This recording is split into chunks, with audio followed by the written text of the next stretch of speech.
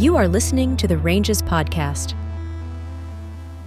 I got, introduced to bands like Red Sparrows and Pelican and Russian Circles and a lot of those back in kind of 2007-ish, and thinking that was a cool avenue and that we really didn't know there was a broader scene right of that kind of music. So we thought we'd give that a shot and had been kicking around the name Ranges as just like, I think that'd be a cool band name. Right. It's just like, it has a cool ring to it. It's like it can apply to a lot of things. It can apply to a broad spectrum of things, to the mountain ranges, to all that.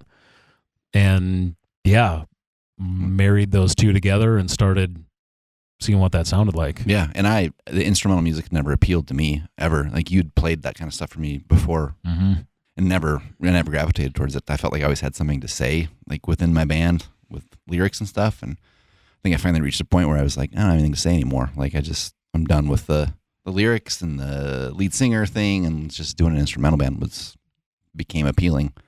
So it was This Will Destroy You was kind of my entry point, and Explosions in the Sky, and just kind of listening to what those bands were doing, and then just kind of diving into that whole thing, not knowing how vast it was for sure. But no, and the original idea wasn't like, we both had so many things going on. The idea of like touring and playing that wasn't really even a consideration. No, it was like, let's make a studio album, and like maybe I don't even know what you and I were thinking, because at this time it wasn't.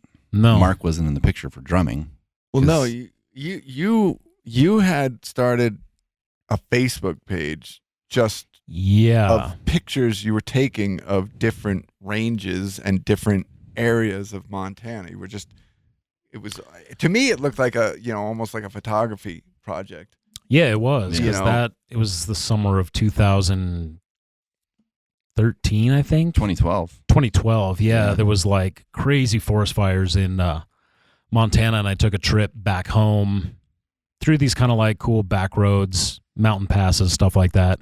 And Instagram was also brand new at that point, so I like shot all these photos of ranges, the wilderness, the wide open parts of Montana, the mountains of Montana, put the same Instagram kind of vintagey filter on it, and just had those, and I guess just put them on a Instagram page. Yeah, which they're on our Ranges pages still, Facebook. Oh yeah, right. So at if you go all the way very back, bottom, that is where it started. And then came up with a Facebook page, two separate Facebook pages, like already like full on into like bloated concept album.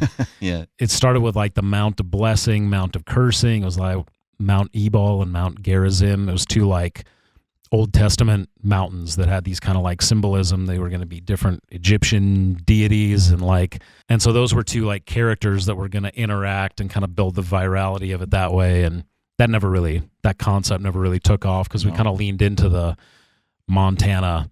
What's the soundtrack to Montana? Driving through on these road trips. This needs something to complement it in more of a cinematic type of way. Mm-hmm. One backstory of mine was that while I was still living in New York, I was, riding the subways all the time, and, inundated with people around me 24 hours a day. And I'm also, big fan of like a lot of goth stuff. So to chill out on the subway, I would put on things like Dead Can Dance, This Mortal Coil, The Cure, Cocteau Twins, stuff like that. That's very ethereal, have a lot of ambience to their sound, and I would daydream, on crowded subways. And when I got to Montana, to me, I feel like I found the daydream. Mm-hmm. Like I would get me to fuck off this train, and I would float over these horizons, listening to this music, and in my head, I landed here. And once I got here and I, found this spirituality from these mountains, that to me was the thing. So I do remember being in your studio and you playing me what became Absaroka, some parts of that. And I remember connecting to it immediately, thinking that sound is giving me the same vibe of what I just described. Right, yeah. Mark, you and I were both working at Gibson right at that point, and I was working on writing songs for Ranges. And I think I came up to you at work and just said, hey, I've got some songs. Do you want to drum on them? Yeah. I think is that what was happened. Yeah. Yeah. And then you were down. Yeah. And I think that was That would have been in the Absaroka songs. Yeah. Those 4. And the idea was to just record it, just the 3 of us. CJ, you were doing guitar, bass, Mm-hmm. whatever, synth, Couple piano pianos. lines. Yeah. And then I was on guitar and accordion. Yeah, right, the accordion. My grandfather's accordion. And we figured out whatever, a single chord. And you could just do these like long, drawn out like foghorn songs. Yeah. And then I got a banjo thinking Right, you could we put tried that that. on post rock, and it just doesn't. It is not the instrument No. for post rock. A No. couple little twangs on little bits. And it's like, this doesn't work No. at all. But we also had no idea how to write this.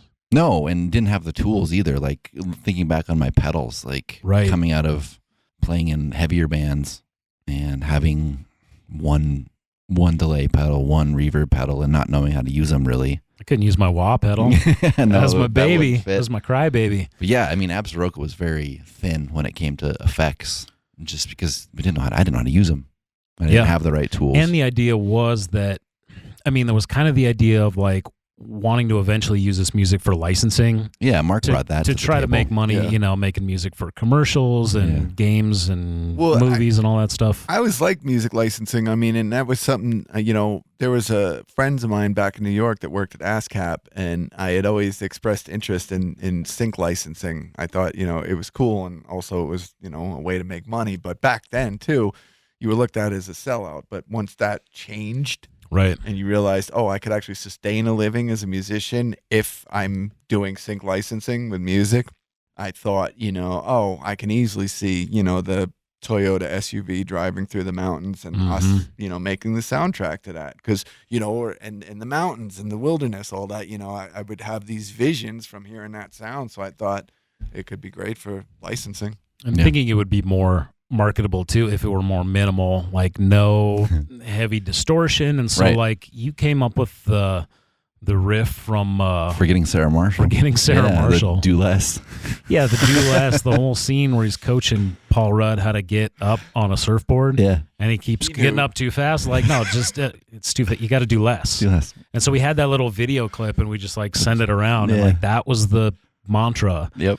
for the first handful of albums Yep. before we started playing live. It was just do less, which was so hard for me to wrap my head around, wanting to, coming from Metallica or whatever it was, wanting just like full distortion, full Yeah. type of stuff. But to do this like minimal sustained notes, and like I didn't have any pedals.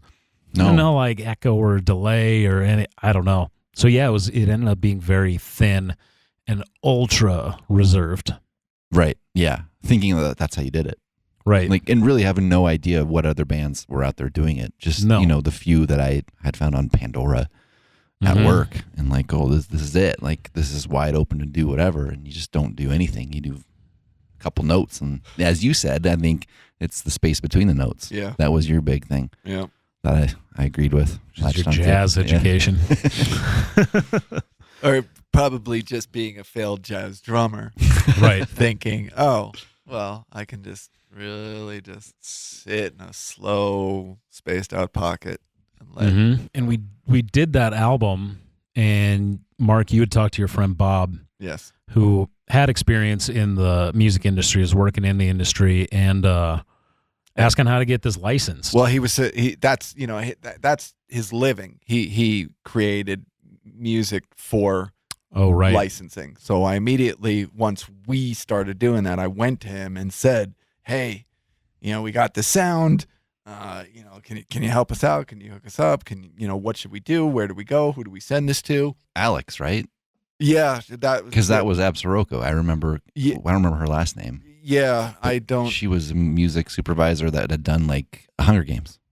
Yeah, Yeah, And so right. I'm thinking like, oh crap, yeah. Absaroka was getting on the Hunger Games. Yeah, giant, Like- giant stuff. And right, he had turned her on to our sound, and she liked what she right. heard.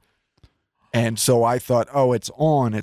Yeah. And then he flew out here and hung out with us. And then I brought him over to the shop, and he saw the studio, and then what you guys were doing with 1,000 Arms. We were listening to Absaroka when we were driving from from me and Four Corners out to you in Amsterdam and took that back road. Yeah. And he's looking around. He goes, okay, I get it. Oh, nice. That's when he said, I see what this music is inspired by, and I like this.